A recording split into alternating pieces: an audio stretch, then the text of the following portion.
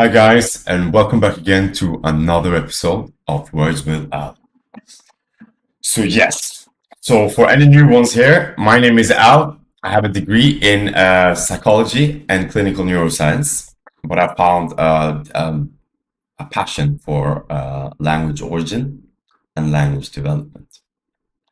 It is still unknown to us how our languages evolved and how they became what they did. Current science does not know these findings that I'm about to present to you, which means that once they do, it will change quite a lot of their understanding because they have forgotten the actual order of language development itself. Yes, they never got there. And the reason for that is because our brain conceptualizes sound so fast that it forgets what it truly is. And it truly is simply sound. Let's say that again. So our brain is now so adapted to sound that it only hears meanings. It forgets what sound truly is. That sound is language is just sound. So we need to be a bit quicker than our brain when we do this. We need to realize that I am using sound. Sound. Yes. Yes. And that this is not hocus pocus, that this is simply just what it is. But we need to be a bit quicker than our brain because it will conceptualize everything that I say very fast. And we need to be still to be able to hear this obvious nature of language, which is sound. Yes, and do not criticize anyone. We mustn't forget that our written forms are a much later development than the use of sound itself. The use of sound is much, much, much older, and we know very little about it, meaning that this use of sound represents a massive part of mankind's history that we today are unaware of. And that has unfortunately created very many theories in terms of where and how languages developed and why they are so distinct and unrelated. But the truth and the matter here is that they are not unrelated. They are all related because sound was just inherited and moved forward and forward and forward and developed according to what those people experienced and how they evolved, what grew in them, whether it be the intellect, whether it be manual work, whether it be the understanding of time, or whether it be the understanding of weather and animals and the use of tools. Yes. This would grant them, obviously, new experiences that would shape the use of sound, their sounds. Yes. But that in the beginning, it was all simply just, it was the same. We all had the same language once upon a time. This is just so long time ago now that it is unbelievable. But that is not what it is once we look into everything that I'm about to show you now. Okay, so let's begin with the Esh-Root hypothesis, revisited from material persistence to existential being. Yes. So this paper revisits and formalizes the Esh-Root hypothesis within the Proto-Phonetic analysis framework. The Esh-Root, Esh, Ish, Ash, is proposed as the pre-divergent proto-phonetic anchor whose developmental trajectory uniquely spans material substance, vital transformation, personhood, and grammatical being. Drawing on Afroasiatic and Indo-European evidence, the study demonstrates that Esh-bearing forms originate in concrete meanings such as bone and fire before undergoing unidirectional semantic expansions into man, identity, and finally the copula verb to be. Statistical and distributional analysis shows no reverse trajectories from grammatical or abstract meanings back to material domains.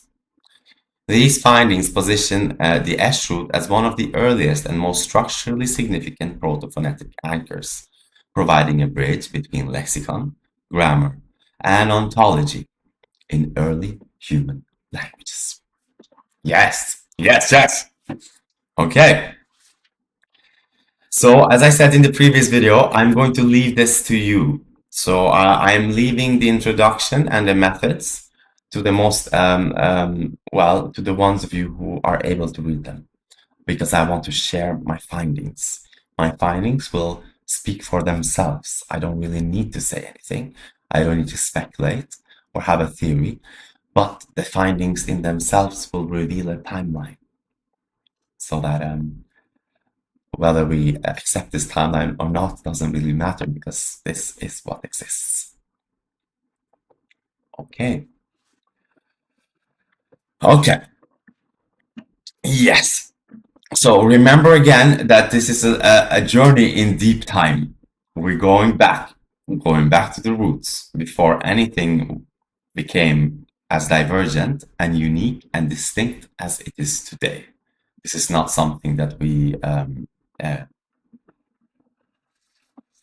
can understand easily if we're not in the same, if you don't understand what we're doing here. We need to understand that we're going further back in time than any written text, than any knowledge that we currently have.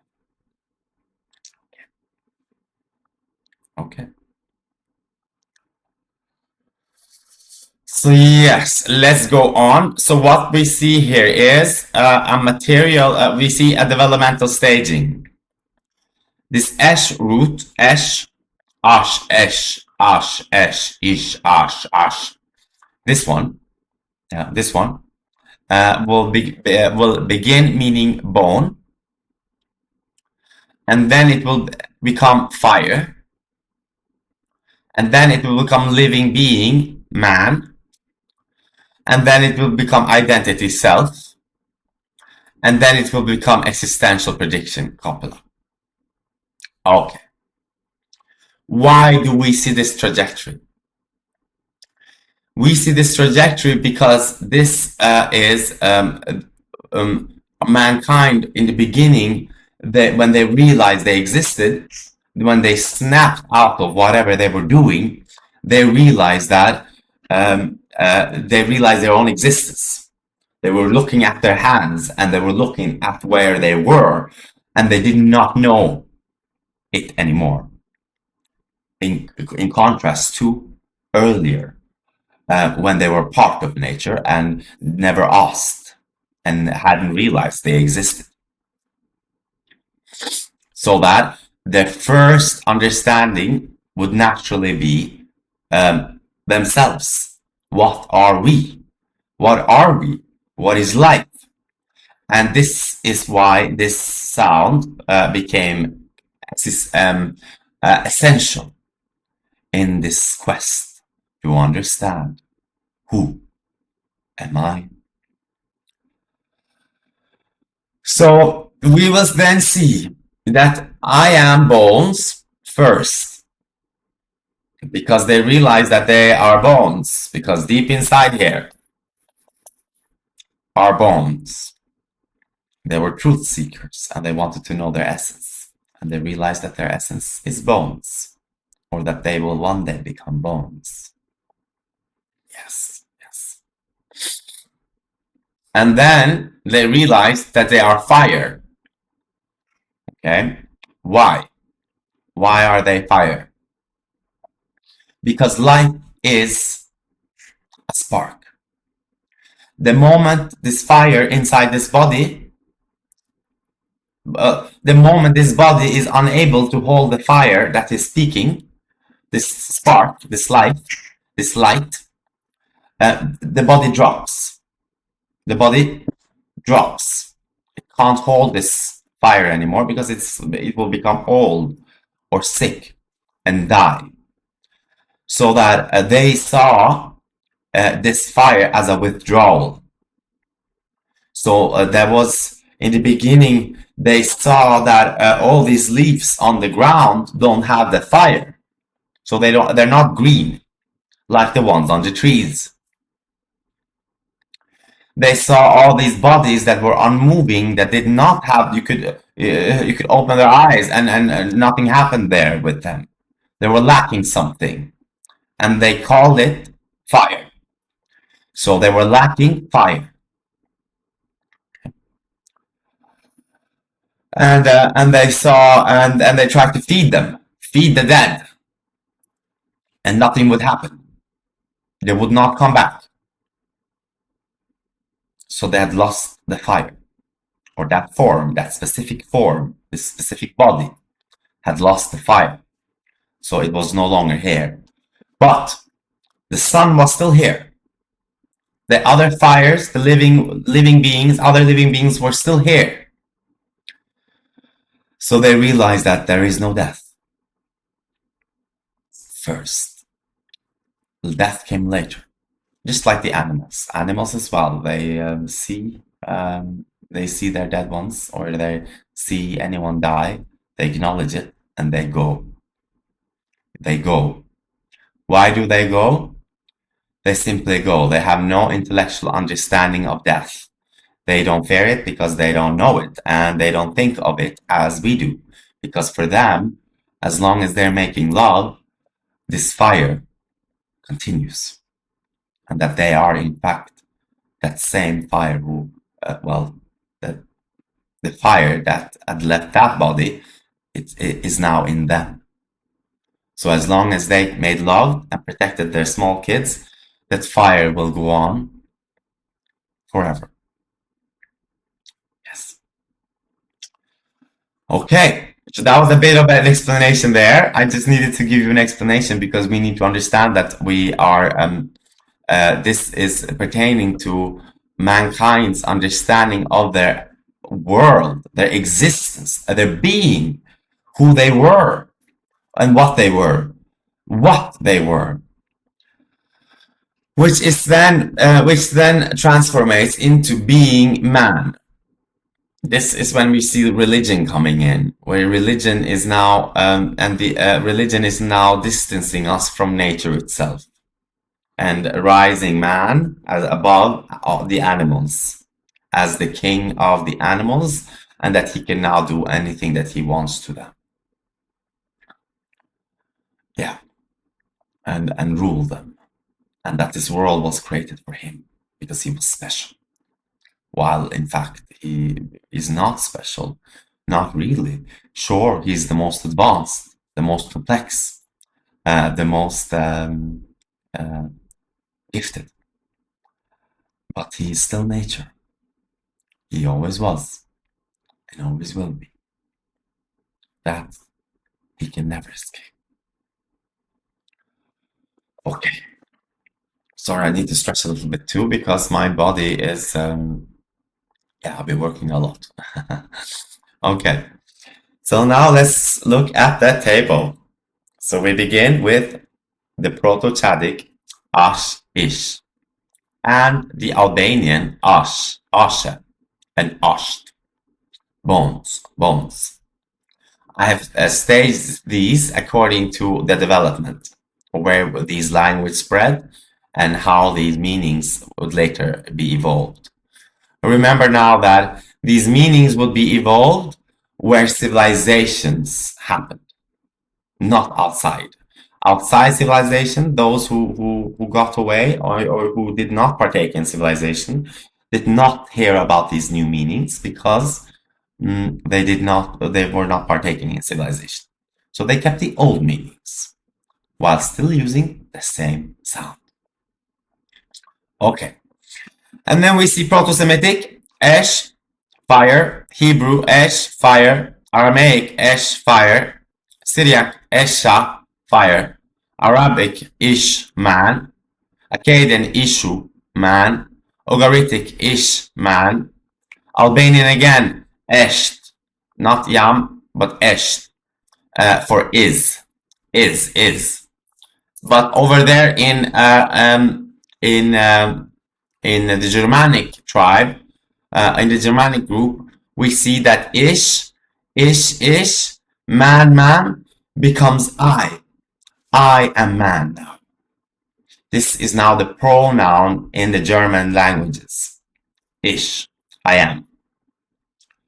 Okay, and what is ish? Ish is a man. Yes. Same in the Baltic, I. Same in the Armenian, I. Same in the Sanskrit. Here we have it actually closer to the Albanian esh for is. Is. Yes, and Avestan, asti, Sanskrit asti, ancient Greek esti, is. Latin est, esse, is to be. Old English is. Gothic ist, is. Old Norse s, is. Church Slavonic yeshti, is. And Georgian aris, is. Okay, we see now that this goes one way. Okay, this does not go the opposite way. This word will not become to mean bones again for these other people, these newer people who later emerged, because we mustn't forget that we all came from Africa once upon a time, and that the spread from Africa would go very far, and that these words would evolve in the people who later traveled, and especially today in the modern language, in the modern times, where our languages have become very different from what they used to be. But surprisingly enough, Albanian has them both. The old ancient one that is exactly the same as the Afroasiatic group, and the newer one, which is the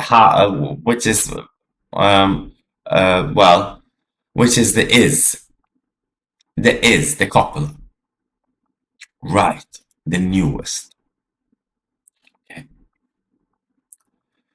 So now we can see the statistical summary here. We can see that the count for material persistence, bones, accounts for 2, and then fire for 4, and then living being man 3, identity self 3, existential predication copula 9. Yes. And that is because this is not taking into, hasn't taken all the languages that there are in Africa, because there are many more.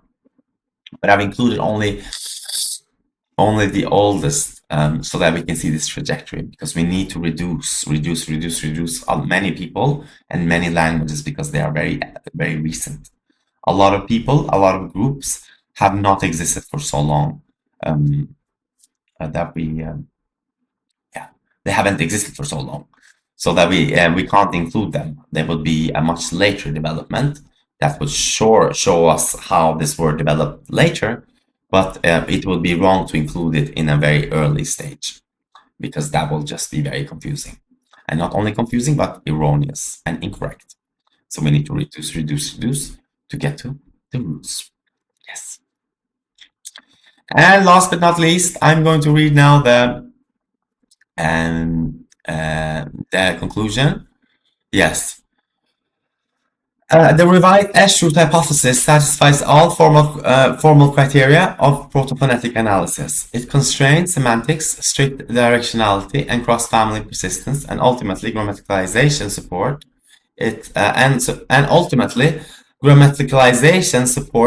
Its identification as one of the earliest proto-phonetic anchors in human language. By linking material persistence to existential being, the Esh-Root provides a missing bridge between lexicon, grammar, and ontology.